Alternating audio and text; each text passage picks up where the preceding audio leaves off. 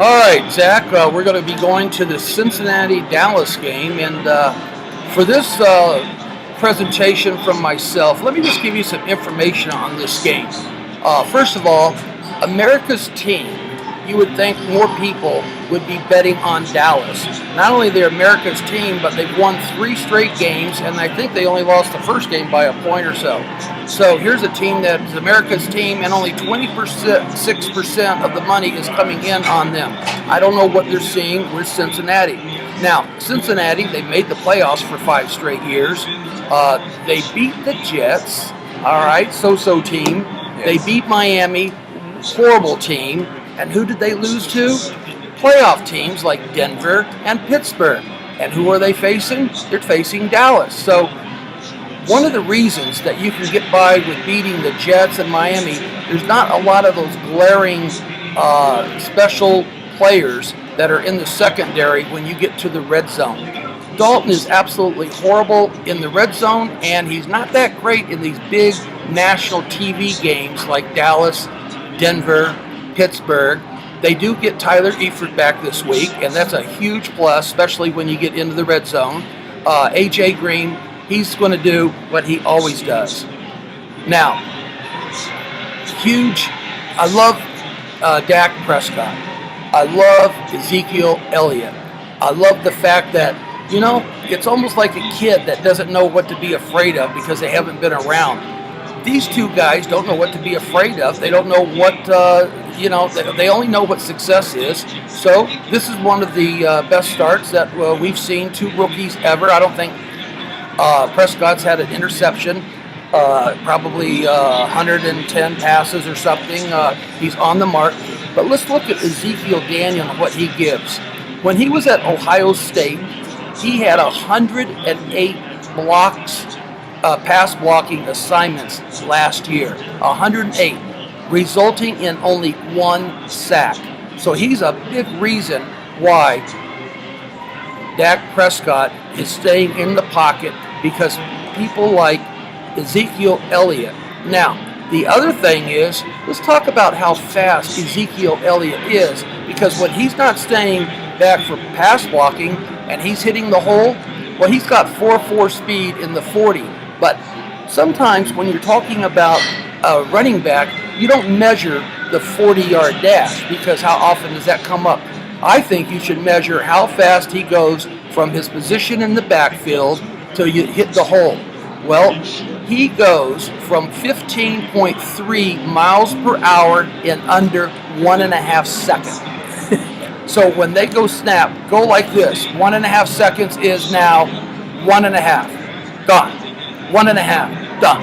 1.5, done. That means he's already accelerated up to 15.3 miles an hour within that 1.5 seconds. At times, he's getting to the offensive line too quickly. So they got to sometimes slow him down. Well, they've now adjusted to that. He hits that hole so fast and so hard is probably a reason why Prescott hasn't thrown any interceptions. It's probably a reason why Dallas is 3rd in total offense.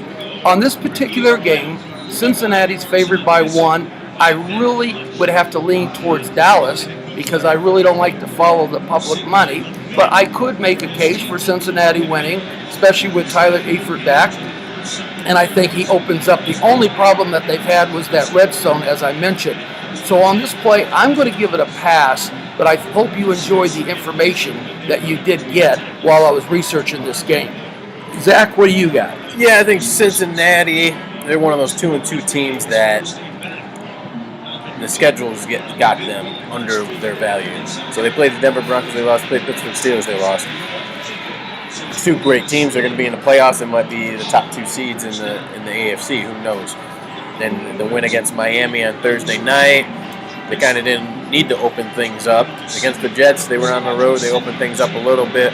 So they really haven't played up to par of their talent. And I think Dallas is going to test them a little bit to do that on both sides of the football. So this is going to be their first chance to play a true complete game. You look at Dallas, I think there's a reason why this line is as low as it is.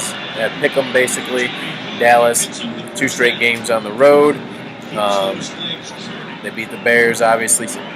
Or that game wasn't on the road. But they beat the Bears, and they go out to San Francisco, beat them with a comeback fashion.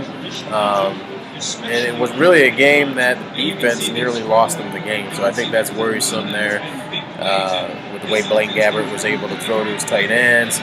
Same kind of thing Andy Dalton likes to do, spread the football around. Chip Kelly did a good job with that. And we know Andy Dalton is comfortable in that Bengals offense. That is the underlying factor. Andy Dalton is having, right now, he's basically the passing yardage leader right now. I know Matt Ryan had that big game, but Andy Dalton is basically the passing yardage leader. He's going to sling that football around. I think they're getting more comfortable with that ground game as well. So they're going to have that balanced attack, and I think for the first time this season, you had that quarter against the 49ers, but Dak Prescott's going to feel the pressure, and let's see how he handles playing more than 2 quarters with feeling the pressure. Same thing with Ezekiel Elliott. They haven't had that this year. The Giants game was back and forth till the end. They lost. Bears they handled easily. In the other games, they pretty much managed pretty fairly well. So I think this is a game that Prescott's going to be tested a little bit. Jason Garrett's going to be tested a little bit. We know how Jason Garrett is in those testy situations where he can mismanage a game and lose for you. Well, let me ask you that one last question. You're talking about who's getting tested. Dalton's been tested for years and years in the playoffs. Okay, this is not a playoff game, but this is a playoff-type team. Now, he didn't do well with Denver or Pittsburgh, and he's never performed well in the postseason. I don't think he's ever won a postseason game.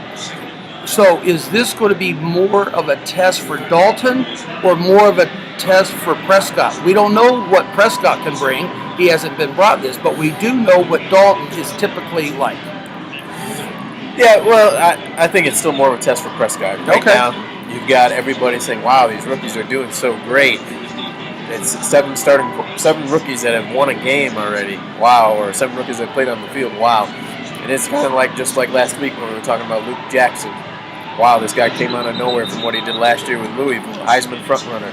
And then boom. He had some flashes against Clemson last week, but he didn't get the job done. For people that were backing just him and that Heisman hype, he didn't get the job done. And I think you always start to see that in the NFL too. Teams adjust, defenses adjust. Don't forget Marv Lewis is a defensive minded coach. They've got film on Dak Prescott. Basically, I bet on Sunday it was like when you see the teams watching from their room for March Madness, like, oh, I've got the 16th seed. That defense was sitting in there eating that popcorn on Sunday, scouting that Dallas Cowboys team. And I think they'll be ready for that. Well, that's why I'm going to leave this game alone, and I just hope it's a great competitive game, and we'll learn a lot from both quarterbacks with this contest moving forward. So anyway, if you like what you see, get a hold and support Zack's picks, or if you love what you see, go ahead and shoot me that email, subjectmatter@Harvard, and I'll get right back to you like I always do, and let's get things going and make sure this is our most profitable year all around.